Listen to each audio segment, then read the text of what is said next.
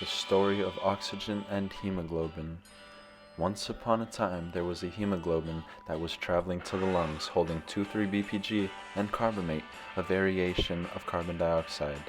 These stabilized the T state of the protein and decreased the affinity for oxygen. As the hemoglobin went into the lungs, entered the lungs, oxygens began bumping into it.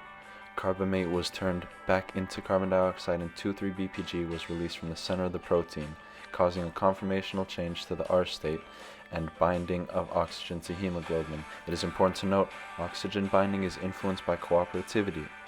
As we see here, the hemoglobin is entering the lungs, holding carbon dioxides at its allosteric sites and 2,3-BPG. As the oxygens hit it, it opens up and allows for binding of oxygen, and as each oxygen binds, the other sites become more open, more available to bind oxygens. This is cooperativity.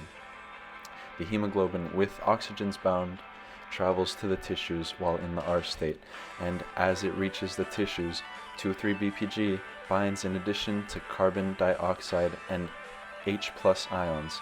These help to form salt bridges that stabilize the T state, once again causing the release of oxygen through the Bohr effect. Here we see hemoglobin entering the cells with the oxygen. 2,3-BPG binds, causing the release of the oxygens and the carbon dioxides binding again, stabilizing the T states. As the hemoglobin then enters the lungs again, the cycle repeats.